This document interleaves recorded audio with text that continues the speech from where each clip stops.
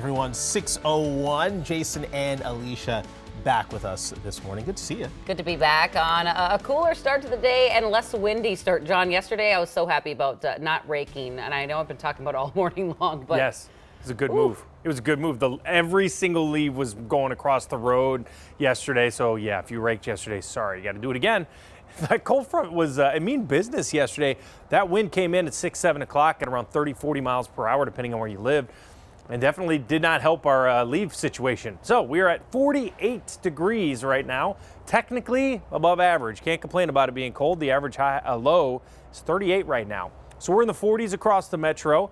Definitely light coat type day. A really good day to just go sweater and jeans or something like that. Again, don't listen to fashion tips from me, but I've seen maybe people who are actually cool wear those things. 37 in Bemidji, Thief River Falls. Now the winds, they're actually going to lighten up. See how Moorhead and Thief River Falls are lighter?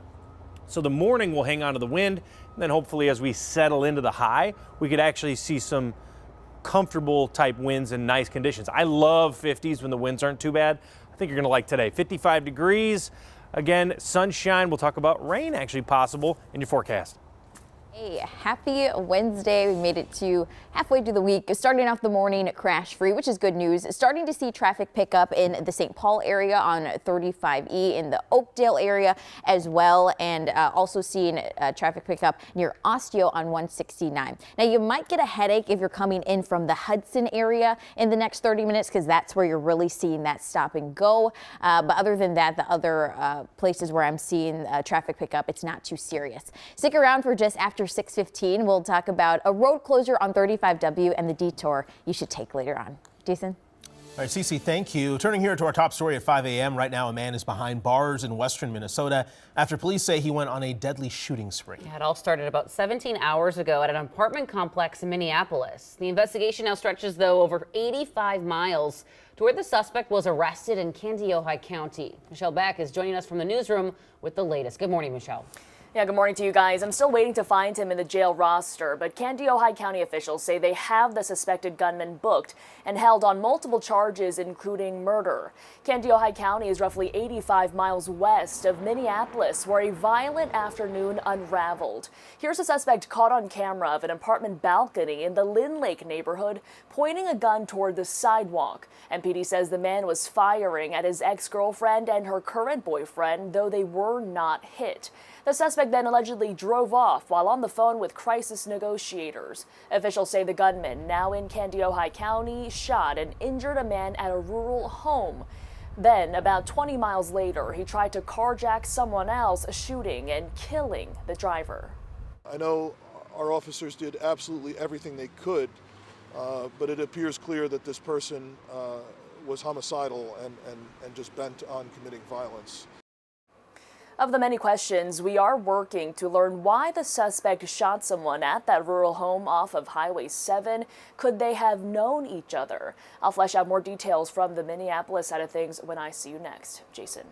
All right, Michelle Beck reporting from our newsroom. Thank you. In a few hours, testimony picks back up in Mankato as jurors learn more about the months leading up to the murder of Madeline Kingsbury last year. In the last 24 hours, the state working to show Adam Fravel was dependent on Kingsbury for money. A BCA financial crimes investigator testifying Fravel's annual income decreased to just $10,000 last year. They said from January until she went missing, Kingsbury gave him more than $4,000. The jury also learned the children she shared with Fravel would receive $170,000 if she died. In the last 24 hours, local celebrity chef Justin Sutherland pleaded guilty to pulling a gun and threatening to shoot his girlfriend. Sutherland was arrested and charged over the summer. He received 2 years probation and a 360-day sentence he won't have to serve if he follows terms of the plea deal.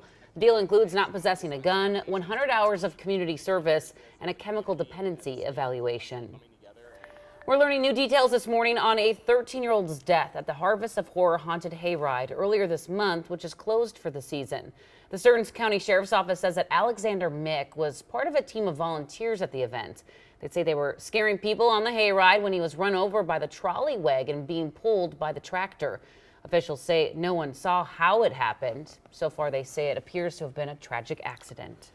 We have new numbers this morning on the Minneapolis Police Department's recruitment efforts. Over 1,100 people have applied to work for MPD so far this year, but that's only turned into about 60 new hires. And that's something that's frustrating for Chief Brian O'Hara. He says the reason for the gap between applicants and new hires is partially due to how long it takes to become an officer in Minneapolis.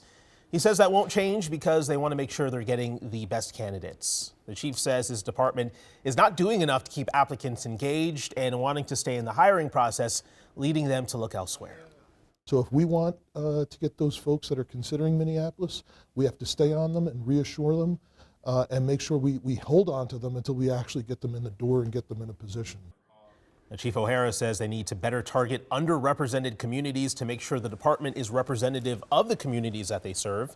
Data released by the auditor's office shows 64% of applicants this year are minorities. With just under 2 weeks until Election Day, many voters are heading to the polls early, including the candidates themselves. Audrey Russo is live in St. Paul this morning to explain. Hey, Audrey. Hey, Alicia, if you are out and about at an early voting site here in St. Paul, you could see somebody who's actually on the ballot casting their vote. Governor Walz, vice presidential hopeful, is expected to make a stop here in St. Paul sometime in the next 4 hours. He's set to hit up one of 3 early in-person voting sites in the capital city.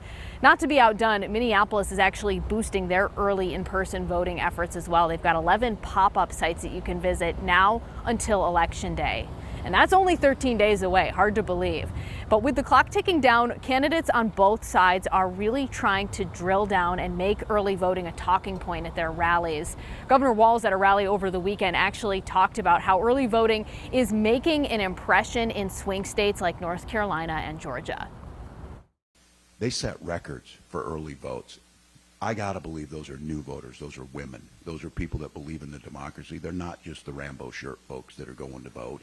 I believe that, and we're going to win.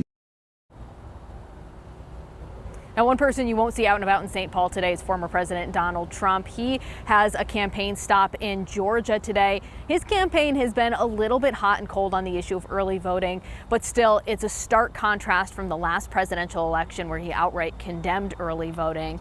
Now, when I see you next in about 30 minutes, we're going to talk about how many people in Minnesota have cast their ballots early. But for now, Jason and Alicia, I'll send things back to you. All right, Audrey, thank you. And remember, you can cast your ballot early in person at a polling place or vote by mail. However, your ballot must be received by 8 p.m. on Election Day. Early voting wraps up the day before on Monday, November 4th.